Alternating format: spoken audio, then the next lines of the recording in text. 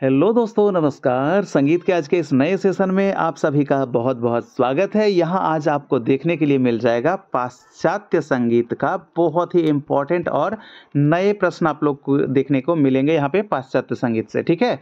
तो ये बहुत ही खास और बहुत ज़्यादा इम्पोर्टेंट रहने वाला है। पूरा क्वेश्चन आप लोग के लिए बहुत ही महत्वपूर्ण है, चाहे आप लोग दोस्तों बीपीएससी की तैयारी कर रहे होंगे या फिर आप लोग एस्टेट की तैयारी कर रहे हैं या ईएमआरएस, केवीएस, एनवीएस या फिर आपकी बात कर लें एमपी टेट की, तो आप लोग का एमपी टेट का भी एग्जाम देखने को मिलेगा। तो उसके लिए भी अगर आप लोग तैयारी कर रहे हैं तो बहुत ही ज़्यादा खास और बहुत ही इंपॉर्टेंट प्रश्न होने वाला है आज का पाश्चात्य संगीत से। यहाँ आप लोगों को नए नए प्रश्न भी देखने को मिल जाएंगे, ठीक है? तो इस तरह से आप लोग का जो है यह सेशन कुल मिलाकर बहुत ही इंपॉर्टेंट होने वाला है। चलिए हम प्रश्नों को शुरू करेंगे, सारे प्रश्नों को, लेकिन उससे पहले आप लोगों से कहेंगे कि दोस्तों अगर आप लोग चैनल पर नए हैं या पुराने हैं, अगर आप लोग अभी तक सब्सक्राइब अगर नहीं किए हैं तो सब्सक्राइब करके नोटिफिकेशन को ऑल पे ज़रूर सेट कीजिएगा ताकि आने वाला जो भी सेशन होगा वो सबसे पहले आपके पास पहुंच जाए, ठीक है? तो रेगुलर, जैसा कि आप लोग जानते हैं, आप लोग के लिए क्लासेस चल रही हैं रेगुलर, एक जो है आप लोग का सीरीज चल रहा है, तो आप लोग जो है हमारे साथ जुड़कर अपनी तैयारी को बेहतर बना सकते हैं, ठीक है? तो चलिए हम प्रश्नों को शुरू करेंगे दोस्त। पहला नंबर प्रश्न है हमारा कि पाश्चात्य संगीत की कितनी पद्धति है? क्या 2 है, 3 है, 4 है, एक से अधिक है, इनमें से कोई नहीं? जवाब यहाँ पे क्या हो जाएगा? इसका जवाब हो जाएगा ऑप्शन नंबर सी। ये जो आपके पाश्चात्य संगीत है, जिनको कि क्या कहते हैं इंग्लिश में? वेस्टर्न म्यूजिक कहते हैं, ठीक है? वेस्टर्न म्यूजिक कहते हैं, वेस्टर्न म्यूजिक। तो इसमें जो है 4 प्रकार की पत्तियां प्रचलित है। कौन कौन, वो भी आपको बता दूं। एक तो आपका हो जाता है सबसे पहले अस्टाफ, दूसरा क्या हो जाता है सोल्फा, तीसरा क्या हो जाता है न्यूम्स, ठीक है, न्यूमस। उसके बाद फिर चौथा क्या हो जाता है आपका चीव। तो ये 4 प्रकार की जो है पद्धति प्रचलित है। और इसमें से अगर पूछेंगे कि हमारा हिंदुस्तानी जो संगीत पद्धति है वो किस पे आधारित है, तो आप लोग को कमेंट करना है कमेंट बॉक्स में। कमेंट बॉक्स खुला है, सब लोग को जवाब देना है और सब लोग का जवाब आना भी चाहिए क्योंकि मैंने बहुत बार बताया है आप लोग को, ठीक है? चलिए आगे देखेंगे। अगला प्रश्न है हमारा दूसरा नंबर का। प्रश्न पूछ रहा है कि संगीत की प्रारंभिक शिक्षा में पाश्चात्य संगीत के अंतर्गत कौन आता है?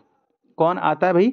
क्या आपका न्यूमस स्वरलिपि पद्धति आएगा, सोल्फा आएगा, अस्टाफ आएगा, एक से अधिक, इनमें से कोई नहीं? देखिए यहाँ पे जो आपका यहाँ जो आंसर बनने वाला है, यहाँ पे क्वेश्चन को ध्यान से देखिएगा कि प्रारंभिक शिक्षा में, ठीक है, इसको क्या कहा गया है? प्रारंभिक शिक्षा में। वैसे तो सभी जो है पाश्चात्य संगीत के ही हैं, सभी उसी के जो है क्या है लिपियां हैं। तो इसमें कहा जा रहा है कि प्रारंभिक शिक्षा में पाश्चात्य संगीत के अंतर्गत कौन आएगा? तो प्रारंभिक की बात कर रहे हैं, तो आपके बुक के हिसाब से अगर हम आंसर देंगे तो इसका जवाब क्या हो जाएगा? इसका जवाब हो जाएगा मेरे दोस्त सोल्फा स्वरलिपि पद्धति, यानी कि ऑप्शन नंबर बी हो जाएगा, ठीक है? और आपसे जो पिछले मैंने क्वेश्चन में सवाल पूछा था वो हिंदुस्तानी संगीत पद्धति जो है हमारा, ठीक है, हिंदुस्तानी संगीत पद्धति वो इसी पर आधारित है। किस पे? सोल्फा पर आधारित है। इसका भी आप लोग को ध्यान रखना है, ठीक है? चलिए देखेंगे। तीसरा नंबर प्रश्न है हमारा, पूछा जा रहा है यहाँ पे प्रश्न कि कौन सी पाश्चात्य संगीत धर्म पर आधारित थी? पाश्चात्य संगीत पद्धति, जैसा कि आप लोग जानते हैं ये सभी पद्धति है, और कौन सी जो है आधारित थी, इसका क्या जवाब होने वाला? क्या न्यूमस होगा, सोल्फा होगा, स्टाफ होगा, एक से अधिक, इनमें से कोई नहीं? जवाब यहाँ पे जो होने वाला है मेरे दोस्त, यहाँ पे हो जाएगा आपका न्यूमस स्वरलिपि पद्धति, यानी कि ऑप्शन नंबर ए आपका जवाब हो जाएगा, ठीक है? न्यूमस का विकास की बात करें तो विकास कहाँ हुआ था, ठीक है? इसका सबसे पहले अगर आविष्कार की बात करें तो आविष्कार कहाँ हुआ था, ये सब कुछ मैंने बता रखा है आप लोग को पिछले सेशन में। अगर आप लोग हमारे साथ पहले से जुड़े होंगे तो आप लोग को सब कुछ आता होगा, आप एक भी चीज़ नहीं भूले होंगे, ठीक है? अगर आप लोग नए जुड़े हैं या फिर आप लोगों ने नहीं देखा है तो चैनल पे बहुत सारे जो है सेशन पड़े हुए हैं, आप लोग को उसे उठाकर एक बार रिवीजन के दृष्टिकोण से भी देख लेना चाहिए, या फिर आप लोग को देखने से बहुत ज़्यादा फायदा मिलने वाला है क्योंकि बहुत सारे प्रश्न मैंने करवा रखे हैं, ठीक है? तो जितने भी हैं एक बार आप लोग को देख सकते हैं एक बार सारे सेशन को, ताकि आपकी तैयारी जो है वो बूस्ट हो जाए, ठीक है? तो इसके लिए चलिए आगे देखेंगे। अगला प्रश्न हमारा चौथा नंबर का पूछा जा रहा है कि चीव स्वरलिपि पद्धति के आविष्कारक चीव का संबंध अन्य किस विषय से था? क्या वो खगोल शास्त्र से था, गणित से था, रसायन से था, एक से अधिक, इनमें से कोई नहीं? देखिए इसका जवाब क्या होगा? इसका जवाब तो आप लोगों को बहुत सिंपल हो जाएगा, ऑप्शन नंबर बी इसका, यानी कि वो क्या थे? गणितज्ञ थे। लेकिन अगर आपसे पूछ देगा कि वो जो थे चीव स्वरलिपि पद्धति के आविष्कारक जो चीव थे वो कौन से देश के थे, तो है ना, ये भी तो प्रश्न है। तो इसका जवाब क्या करना है आप लोग को? जवाब देना है आप लोग को फ्रांस। ये फ्रांस के क्या थे? गणितज्ञ थे। इसमें गणितीय रेखाओं का जो है प्रयोग किया जाता था, किसमें? आपके चीव स्वरलिपि पद्धति में। यह भी पूछा जाता है भाई, ध्यान रखना है, ठीक है? चलिए देखेंगे अगला प्रश्न हमारा, अगला प्रश्न क्या पूछा जा रहा है, लेकिन दोस्तों उससे पहले आप लोग उससे कहेंगे कि आप लोग जो भी पीडीएफ जो आप लोग बोले थे तो उन सबों के लिए मैं बता दूं कि पीडीएफ जो है आपको 9122366282 ये व्हाट्सएप नंबर है। उनको जैसा कि मैंने बताया था कि 199 का पेमेंट कर लीजिएगा और उसके बाद फिर उनसे आप लोग को रेगुलर पीडीएफ मिल जाएगा, ठीक है। तो जैसा कि आप लोग को पता ही है कि मेरे पास जो है समय का थोड़ा-सा अभाव के कारण दोस्तों मुझे किन्हीं को रखना पड़ा है पीडीएफ बनाने के लिए केवल। जितना मैं पढ़ाता हूँ, उसका सारा जो है मैं उनको पीडीएफ के लिए हैंड ओवर कर देता हूँ, ठीक है। तो वो पीडीएफ बनाते हैं मेरा सारा पढ़ाया हुआ, तो वो आप लोग को क्या करते हैं शेयर कर देते हैं और आप लोग के लिए प्रोवाइड करवा देते हैं। तो आप लोग उनसे पीडीएफ ले सकते हैं। 199 रुपये पेमेंट करना है, आप लोग को व्हाट्सएप पे लिखना है पीडीएफ चाहिए तो आप लोग को वहाँ पे लिख दीजिएगा उनको कि मुझे पीडीएफ चाहिए, तो आप लोग को तो उसके बाद फिर वो अपना स्कैनर प्रोवाइड करवा के उस वहाँ पे और 199 रुपये का पेमेंट है एक छोटा सा, उसको कर दीजिएगा। उसके बाद फिर आपका जब तक एग्जाम चल नहीं हो जाता है, जब तक आप लोग को पीडीएफ मिलता रहेगा, चाहे स्टेट हो या फिर आपका बीपीएससी हो, ठीक है। तो आपके जो है पीडीएफ का सिलसिला वो उस पे चलता रहेगा, वो तो उनकी विषय है, वो उनसे आप लोग समझ लीजिएगा, ठीक है। तो मेरा जो भी क्लास होगा पीडीएफ उसका वही देंगे, ठीक है। तो देखिए आप लोग के लिए हम सोच रहे थे कि आप लोग को पहले क्यों ना पहले पीडीएफ ही प्रोवाइड करवा दिया जाएगा, उसके बाद क्लास लें। तो क्या आप लोग कैसा कहेंगे? जो भी पीडीएफ लेने वाले बच्चे हैं वो लोग बताएंगे, तो आप लोग के हिसाब से फिर चला देखेंगे तो आप लोग को पहले ही पीडीएफ प्रोवाइड करवा देंगे, उसके बाद ही क्लास करेंगे। तो आप लोग जैसा कहिएगा वैसा फिर हम करेंगे, ठीक है। तो आप लोग को कुछ करना नहीं है, 9122366282 पर 199 का पेमेंट करके पर डे का वो उसमें शामिल हो जाना है उनके ग्रुप में, और आप लोग को पीडीएफ वहाँ से शेयर होते रहेगा पर डे क्लास का जितना भी क्लास आएगा, चाहे आपका साइंस का होगा, ज्योग्राफी का होगा, हिस्ट्री का होगा, जो भी क्लास होगा आप लोग को उस पर मिल जाएगा, ठीक है। अभी तो लगभग शायद 3-4 दिनों से वो जो है हिस्ट्री वाली क्लास भी नहीं हुई है, तो उसके लिए थोड़ा सा जो है हम समय एडजस्ट कर रहे हैं उसको। उसके बाद फिर अभी 1-2 दिन में वो भी क्लासें निरंतर हो जाएगी, ठीक है। तो वो भी उसका भी पीडीएफ 2 पीडीएफ मैं हिस्ट्री का भी भेज चुका हूँ, तो वो सब चीज़ें भी जा रही है आप लोग के पास। तो सब कुछ जाना जो है सिस्टमैटिक ढंग से आप लोग के पास पहुँचने लगेगा। बस 1-2 दिन 4 दिन में जो जिनको भी जुड़ना है वो जुड़ जाइएगा। बाकी अगर जो छूट जाएंगे तो भाई उनके पास पीडीएफ नहीं जा पाएगा, फिर वो जब जुड़ेंगे तो ऐसा ना कहेंगे कि हाँ मुझे पिछला भी पीडीएफ चाहिए, तो भाई पिछला हो सकता है ना भी मिल पाए, ठीक है। चलिए देखते हैं प्रश्नों को। यहाँ पे तो है पूछ रहा है कि अष्टाप स्वरलिपि पद्धति में किसका ध्यान रखा गया है? क्या विभिन्नता का, सामूहिकता का, विचलता का, एक से अधिक, इनमें से कोई नहीं। तो यहाँ जो आंसर बनेगा मेरे दोस्त ऑप्शन नंबर डी, उपयुक्त में से एक से अधिक बनेगा। विभिन्नता, सामूहिकता, विचलता तो यहाँ पे हो नहीं होगा, ठीक है। तो एक से अधिक इसके ख्याल से हो गया आपका ऑप्शन ए और ऑप्शन बी, यानी कि दोनों, यानी उपयुक्त में से एक से अधिक, ठीक है। चलिए देखेंगे, वैसे तो कोशिश करेंगे मेरे दोस्त कि पीडीएफ जो है आपको जब भी जुड़ें तो आप लोग को सारा पीडीएफ मिले, लेकिन पता नहीं वो शायद उसके बाद फिर वो डिलीट कर रहे हैं, क्या कर रहे हैं, तो भाई उसको जो है थोड़ा सा एडजस्ट उसको रखना पड़ेगा, ठीक है। क्योंकि हम किसी भी पीडीएफ को दोबारा जो है कोशिश करते हैं कि हम ना पढ़ाएं, ठीक है। नए नए प्रकार से पढ़ाएं, नए नए प्रश्नों को लाएं और नए नए तरीके से समझाएं। तो बस मेरी मकसद यही रहती है, और हमेशा क्वेश्चन को हम खुद ही टाइप करें, तो ऐसा मेरा मकसद रहता है। और जितने भी प्रश्न जो हम लिखते हैं खुद ही टाइप करते हैं, खुद ही बुक का थ्योरी पढ़कर उसके बाद फिर आप लोग के लिए ऑब्जेक्टिव जो है हम बना देते हैं, ठीक है। तो ये सब चीज़ें जो है आप लोग के लिए कर रहे हैं। तो आप लोग को जिनको भी पीडीएफ चाहिएगा तो आप लोग को 9122366282 पे आप लोग को व्हाट्सएप करना है और उनको बोलना है कि पीडीएफ मुझे चाहिए, और बस एक छोटा सा पेमेंट 199 रुपये का आप लोग कर दीजिएगा। उसके बाद फिर उनके ग्रुप में आप लोग को शामिल कर दिया जाएगा, ठीक है। चलिए, तो यहाँ पे प्रश्न हमारा पूछा जा रहा है कि पाश्चात्य संगीत में चर्च के विशिष्ट गीत कौन से थे? क्या सामूहिक गायन, पार्श्व संगीत, वृंदवादन, एक से अधिक, इनमें से कोई नहीं। जवाब क्या हो जाएगा यहाँ पे? यहाँ पे जो जवाब हो जाएगा आपका क्या हो जाएगा? उपयुक्त में से एक से अधिक हो जाएगा, क्योंकि आपका सामूहिक गायन भी होगा, पार्श्व संगीत भी हो जाएगा और वृंदवादन भी हो जाएगा। ये जो है चर्च के विशिष्ट गीत है, ठीक है। चलिए अगला क्वेश्चन देखेंगे। थोड़ा सा गले में खराश है मेरे दोस्त, तो इसी वजह से थोड़ा सा अटक रहा है, गला फंस रहा है। देखेंगे 7वां नंबर प्रश्न है कि पाश्चात्य संगीत पद्धति में विभिन्न स्वरलिपि लिखने के लिए कितनी रेखाओं की कल्पना की गई है? रेखाओं की कल्पना बताना है। जैसा कि आप लोग को हम बता चुके हैं कि एक बीच में जो होता है एक मेन लाइन होती है, उसके ऊपर जो है 5 लाइन बने हुए होते हैं, और उसके नीचे भी आपके कितने 5 लाइन बनी हुई होती है। तो कुल मिलाकर जो है स्टाफ पद्धति में जो स्वरलिपि लिखने के लिए जो रेखाओं की कल्पना जो की जाती है वो कुल हो जाएगा आपका ऑप्शन नंबर सी 11 लाइनें। ठीक है, 5 ऊपर 5 नीचे और ये आपका बीच में जो होता है ये एक ये वाला, तो 11 लाइनों का प्रयोग किया जाता है। ठीक है, चलिए देखेंगे अगला प्रश्न हमारा 8वां नंबर का पूछा जा रहा है कि कितनी रेखाओं के स्टाफ को ग्रैंड स्टाफ कहा गया है। तो ग्रैंड स्टाफ किसको कहा गया है, जिसको भी हम बताएं अभी, ये जो आपके जो 5 ऊपर थे ये 5 नीचे थे, तो यही जो है आपका यही जो लाइनें हैं इसी को क्या कहा गया है, कुल को ग्रैंड स्टाफ लाइन कहा गया है। यानी कि उसमें लाइनों की संख्या की बात कर लेंगे, कितना हो जाएगा, इसका जवाब हो जाएगा ऑप्शन नंबर बी 11 लाइनों की जो होती है रेखाओं के जो स्टाफ होते हैं उन्हें क्या कहते हैं, ग्रैंड स्टाफ कहा जाता है। चलिए अब देखेंगे अगला प्रश्न हमारा 9वां नंबर का कि ट्रेबल क्लैफ का प्रचलन किस शताब्दी में हुआ था।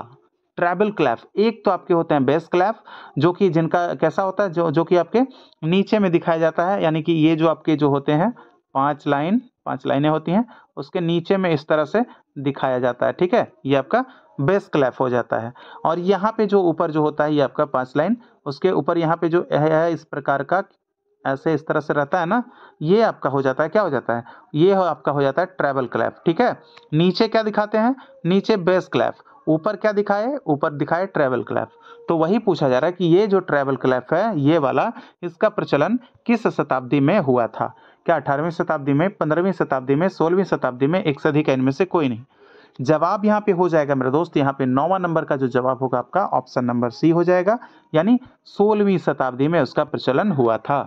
ठीक है, चलिए देखेंगे 10वां नंबर प्रश्न है कि निम्नलिखित में से कौन पाश्चात्य संगीत के क्लैफ हैं। कौन सा क्लैफ है, क्या soprano clef, alto clef, tenor clef, एक से अधिक इनमें से कोई नहीं। तो ये जो पूछा जा रहा है, ये पूछा जा रहा है कि संगीत के क्लैफ किसके, तो पाश्चात्य संगीत के क्लैफ। तो यहाँ पे जवाब हो जाएगा उपरोक्त में से एक से अधिक, क्योंकि आपका सोप्रानो क्लैफ भी हो जाएगा, अल्टो क्लैफ भी हो जाएगा और टेनर क्लैफ भी हो जाएगा। तो ये तीनों हो गया, इस हिसाब से इसका आंसर हो गया उपरोक्त में से एक से अधिक। ठीक है, कुछ आपको नए प्रश्न भी लग रहे होंगे यहाँ पे, तो आप लोग को सारे प्रश्नों को अच्छे से देख लेना है। अगला प्रश्न है हमारा, निम्न में से कौन सा इटालियन स्वर है।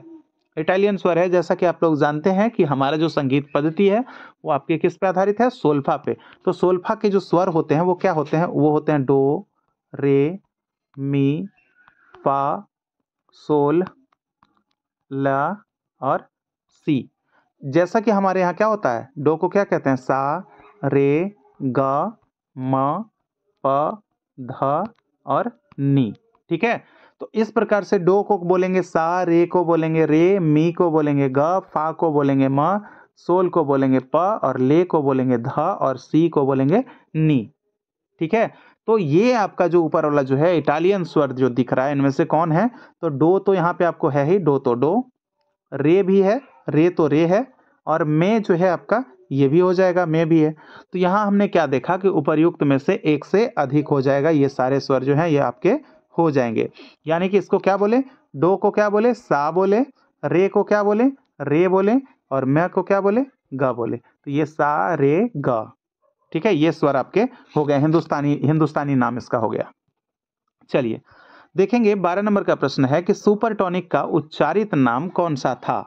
सुपरटोनिक जो होते हैं उसका जो उच्चारित नाम जो होगा इसका क्या होगा, फा होगा, रे होगा, ले होगा, एक से अधिक इनमें से कोई नहीं।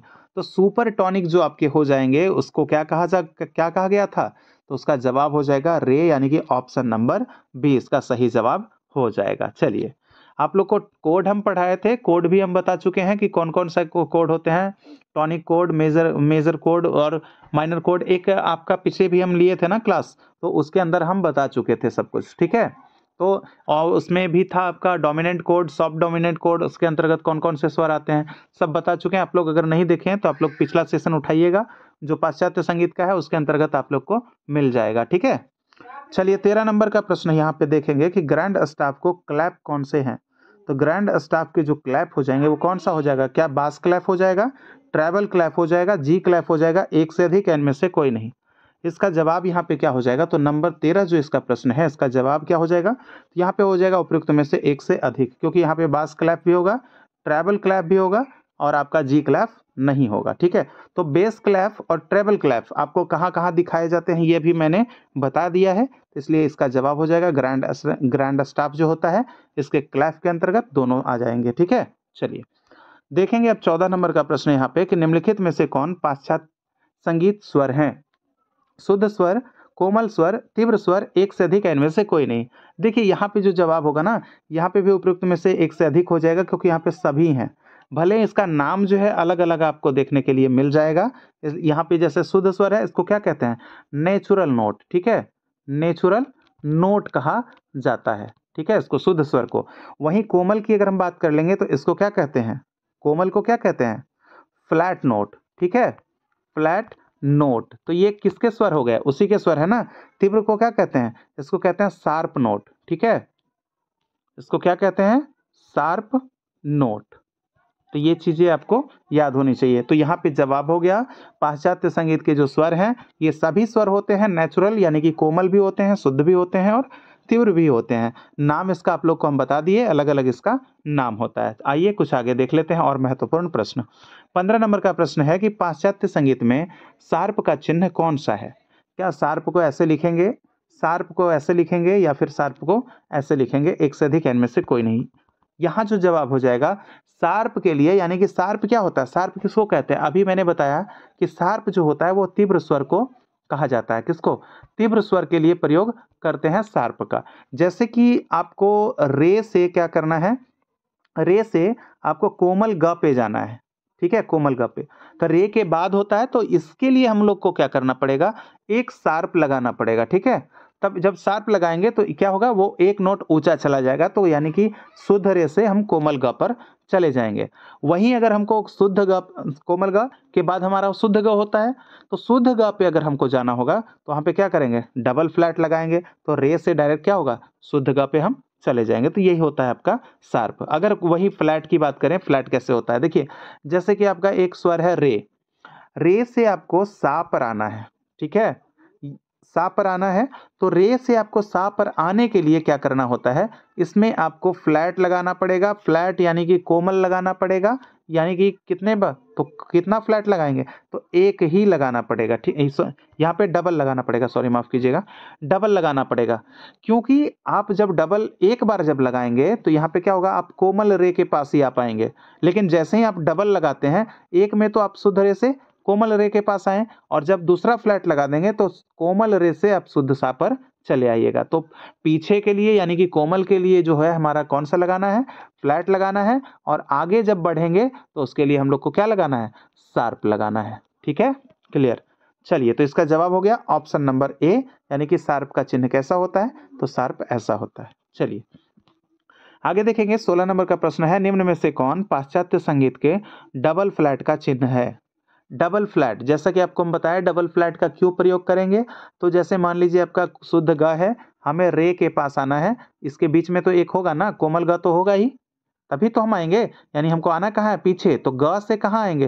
पहले कोमल ग पे, उसके बाद हम आ पाएंगे शुद्ध रे पे।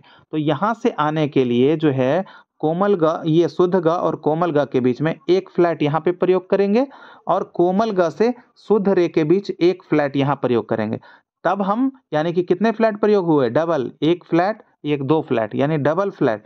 तो यहाँ पे आप लोग का क्या हुआ कि शुद्ध ग से आप लोग शुद्ध रे पे आ पाए। कैसे? तो डबल फ्लैट का प्रयोग करके। ठीक है, तो यहाँ पे यही होता है। तो डबल फ्लैट जो है आपका, डबल फ्लैट का चिन्ह कैसा होता है? तो आपका चिन्ह होगा ऑप्शन नंबर बी, इसका जवाब हो जाएगा। ये आपका इस टाइप का होता है। ठीक है, इस टाइप का होता है डबल फ्लैट का चिन्ह। वहीं हम ये जो बताए थे आपको कल वाले सेशन में बताए थे, ऑप्शन नंबर ए में आप लोग देख रहे होंगे, ये योजक का चिन्ह होता है। ठीक है, किसका चिन्ह होता है? योजक। जब कर्नाटक संगीत और हिंदुस्तानी संगीत की स्वरलिपि जब आपको पढ़ा रहे थे उस क्लास में आपको ये वाला बताया है कि ये योजक का चिन्ह होता है। ठीक है, चलिए देखेंगे। 17 नंबर प्रश्न है कि पाश्चात्य संगीत में कौन सी ऊपर व नीचे से रेखा पर लेजर लाइन का उपयोग किया जाता है? कौन सी रेखा पर ऊपर और नीचे से लेजर लाइन का प्रयोग किया जाता है? क्या सातवीं रेखा, छठी रेखा, नौवीं रेखा, एक से अधिक, इनमें से कोई नहीं? तो जवाब इसका जो हो जाएगा मेरे दोस्त, इसका हो जाएगा ऑप्शन नंबर बी, आपका छठी रेखा पे प्रयोग किया जाता है। ठीक है, कौन सी रेखा? छठी रेखा पे प्रयोग करते हैं। आगे देखें, अगला प्रश्न हमारा 18 नंबर का, निम्न में से कौन से की सिग्नेचर के प्रकार हैं। प्रकारों की बात कर लेंगे की सिग्नेचर का, तो कौन सा प्रकार हो जाएगा? क्या एसेंशियल की सिग्नेचर होगा, या फिर एक्सीडेंटल की सिग्नेचर होगा, या फिर कॉन्फिडेंशियल की सिग्नेचर? जवाब यहाँ पे क्या होगा मेरे दोस्त? उपयुक्त में से एक से अधिक हो जाएगा, क्योंकि इसमें हो जाएगा आपका, एक तो हो जाएगा एसेंशियल की सिग्नेचर और दूसरा क्या हो जाएगा? एक्सीडेंटल की सिग्नेचर। ठीक है, नए प्रश्न मिल रहे हैं ना भाई? आप लोग को जो है ये सब प्रश्न भी तैयार कर लेने हैं, छूटने नहीं चाहिए अगर एग्जाम में पूछ दिया जाए तो। ठीक है, चलिए इसका एक और सेशन दे देंगे आप लोग के लिए, उसमें भी और नए प्रश्न होंगे, तो इसके लिए आप लोग को जो है हमारे साथ बने रहना है। कल का सेशन भी आप लोग को हमें लग रहा है कि पाश्चात्य संगीत का ही करवा दें, उसके बाद फिर कल अगर करवा देंगे तो आपका सारा जो है पाश्चात्य का झंझट खत्म हो जाएगा, यानी कि मान लीजिए फिर आपका पूरा हो जाएगा, कंप्लीट हो जाएगा पाश्चात्य संगीत का, जितना भी प्रश्न पूछा जाता है टोटल कंप्लीट होने वाला है कल। तो कल भी करवा देंगे पाश्चात्य संगीत का, उसके बाद फिर आपका करवा के इसको समाप्त करेंगे। उसके बाद हम लोग और बढ़ेंगे रागों की तरफ, और भी कुछ जो प्रश्न है, स्वरावली हैं, संगतियां हैं, तो उन सबों का भी प्रश्न की तरफ बढ़ चलेंगे धीरे धीरे। ठीक है, चलिए देखेंगे 19 नंबर प्रश्न है, पाश्चात्य संगीत में किन मात्राओं के अलग अलग चिन्ह होते हैं? कौन से? किन मात्राओं के? क्या एक मात्रा के, दो मात्रा के, तीन मात्रा के, एक से अधिक, या इनमें से कोई नहीं? तो इसका जवाब हो जाएगा उपयुक्त में से एक से अधिक, क्योंकि एक मात्रा के लिए भी अलग चिन्ह होता है, दो मात्रा के लिए भी अलग चिन्ह होता है, और तीन मात्रा के लिए भी अलग अलग चिन्ह होता है, इसलिए उपयुक्त में से एक से अधिक आपका हो जाएगा। ठीक है, देखेंगे यहाँ पे प्रश्न हमारा 20 नंबर का, कि पाश्चात्य संगीत में विभिन्न स्वरों के लगभग कितने चिन्हों का प्रयोग किया जाता है? तो कितने सर होगा? देखिए आप लोग जिनको भी पीडीएफ लेना होगा दोस्त, आपको कुछ नहीं 199 बस पेमेंट करना है। उसके बाद फिर आप लोग का दोस्तों रेगुलर, जैसा कि आप लोग जानते हैं कि हमारे समय के अभाव के कारण जो है आप लोग को जो है 199 पे करना पड़ रहा है, वरना ये भी आपको नहीं करना पड़ता। तो क्या करें, थोड़ी सी जो है वो मजबूरियां हैं इस कारण। दोस्तों देखिए, वैसे आपको 199 हम बात कर लें, ये कुछ है नहीं, बस यूं ही आप जब भी मार्केट निकलते हैं तो बस यूं ही आपका खर्च हो जाता है। लेकिन बस क्या है कि आप लोग को एक सिस्टमैटिक ढंग से जो है आप लोग को पीडीएफ जो है बनाकर प्रोवाइड करवाने के लिए किन्हीं को मुझे रखना पड़ा है, तो भाई उनको मुझे तो कुछ देना पड़ेगा ना।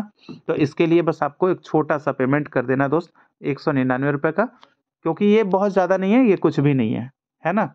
तो बेहतर तैयारी के लिए 200 रुपये कोई मायने नहीं रखता है। ठीक है, तो आप लोग को करना क्या है, हम तो व्हाट्सएप नंबर दे ही चुके थे, 9122366282। आप इस पे आप लोग व्हाट्सएप कीजिएगा, कॉल नहीं कीजिएगा दोस्त, क्योंकि वो बहुत ज़्यादा कॉल आने की वजह से वो हमें शिकायत कर रहे थे। तो कोई बात नहीं, आप लोग जो है जो भी समस्या हो, जो भी हो, आप लोग व्हाट्सएप पे लिखिएगा, वो आप लोग को रिप्लाई कर देंगे बारी बारी से। ठीक है, चलिए तो यहाँ पे हम देखते हैं कि पाश्चात्य संगीत में विभिन्न स्वरों के लगभग कितने चिन्हों का प्रयोग करते हैं? क्या 12 है, 6 है, 10 है, एक से अधिक है, इनमें से कोई नहीं? जवाब इसका क्या हो जाएगा? इसका जो जवाब हो जाएगा ऑप्शन नंबर सी, 10।